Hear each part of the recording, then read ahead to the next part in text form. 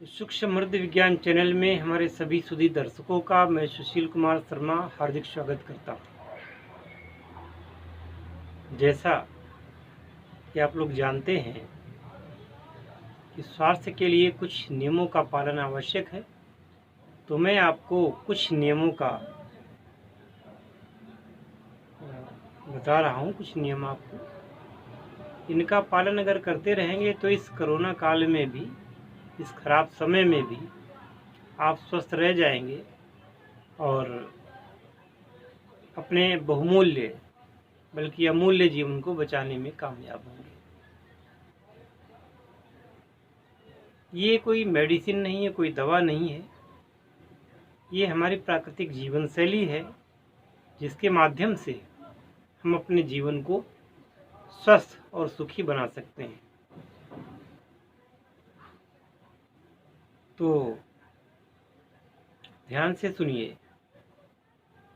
कि सबसे पहले तो पहला काम आपका है सुबह 4 बजे उठना। अगर आप 4 बजे उठ जाते हैं तो स्वस्थ रहने का एक कारण मिल जाता है। कहा भी गया है कि सुबह उठने में उस समय प्रकृति अपना श्रृंगार कर रही होती है, तैयारी कर रही होती है कि सुबह होने वाली है। पुष्प खिलने की अभिलाषा में होते हैं, सूर्य उगने को होता है, पक्षी अपने भोजन इत्यादि के लिए दूर जाने की तैयारी में होते हैं। अगर आप खुले में लेटते हो तो देखना कि बहुत सारे पक्षी, बड़े बड़े शहरों में तो हो सकता ना दिखाई दे, पर छोटे शहरों में बड़े बड़े पक्षी छोटे छोटे वो सब आकाश मार्ग से आपको सवेरे जाते हुए मिलेंगे। और इसको कहते हैं ब्रह्म मुहूर्त, 4 बजे से 6 बजे तक का। तो जल्दी सो और जल्दी जागो।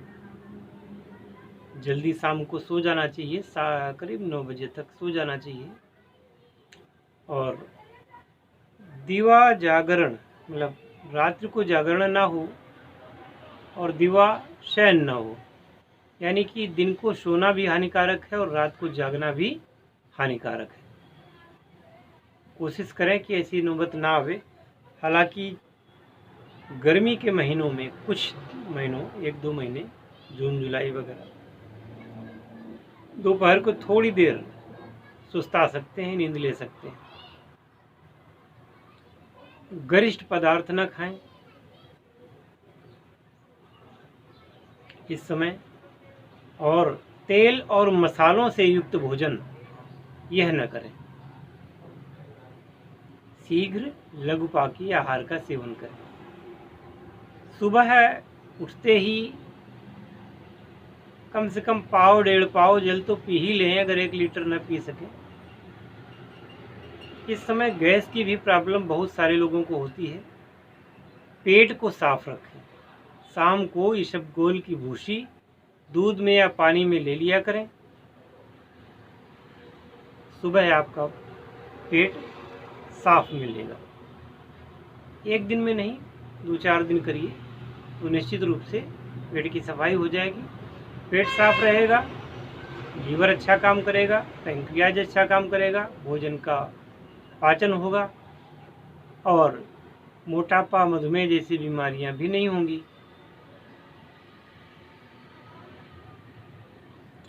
अब एक और बात कि सुबह सुबह अगर आप टहलते हैं तो टहलने में एक बात का ध्यान रखें कि उस टहलने में आपको घास पर चलना है, वो भी नंगे पैर। ये आदत जरूर डालें। और वैसे भी दिन भर जूते कसे रहना, चप्पलें पहने रहना, ये भी नुकसानदेह है। शरीर को धरती से जब संपर्क कटता है तो शरीर में तमाम प्रकार की व्याधियां पैदा होती हैं। इससे भी बचना है। गेहूं की जगह थोड़ा सा जौ वगैरह का प्रयोग करें। पुराने ज़माने के लोग जौ और चने को मिला करके भोजन करते थे, ज़्यादा दिनों तक जीते थे और ज़्यादा समय तक वह स्वस्थ रहते थे। आजकल भोजन बदल गया है। जो ये मॉडर्न भोजन जिनको कहते हैं आप, ये भोजन नहीं है।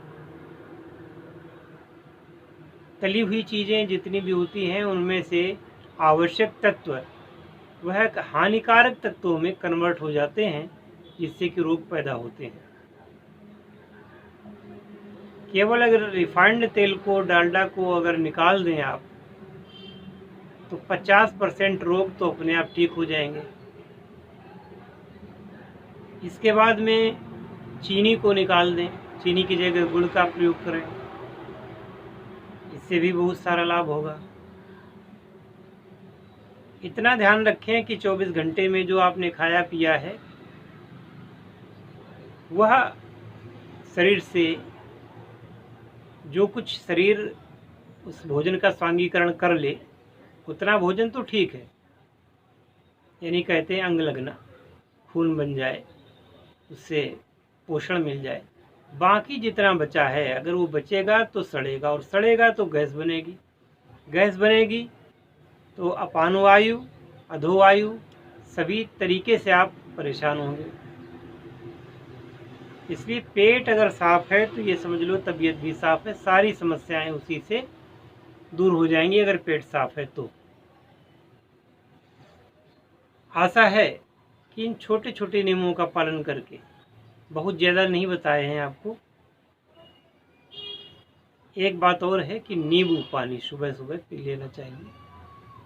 ये अगर करते रहेंगे तो विटामिन सी यानी कि जो आपका एस्कॉर्बिक एसिड है आपके शरीर में, और साइट्रिक एसिड शरीर में रहता है, तो आपको ये जो जिस महामारी का नाम सुन रहे हैं ना आप, अपने आप दूर रहेगी। बशर्ते आयुर्वेद पर विश्वास करने की आवश्यकता है। आजकल आयुर्वेद को बदनाम करने की परंपरा चल पड़ी है। आयुर्वेद के डॉक्टर ये जो हैं, आयुर्वेद के आयुर्वेदाचार्यों पर IMO के डॉक्टर्स मुकदमा कर रहे हैं।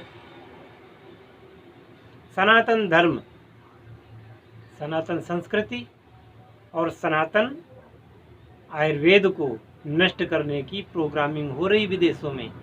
इस बात को आपको समझना है। बहुत डीप में न जाएं, तो आप स्वयं देख रहे होंगे कि जिस चिकित्सा पद्धति का अनुसरण लोग आजकल कर रहे हैं, वहाँ पर खुलेआम लूट है। 20-20 लाख रुपए देकर भी लोग बचे नहीं, मर गए। मेरे एक रिश्तेदार थे, MP में रहते थे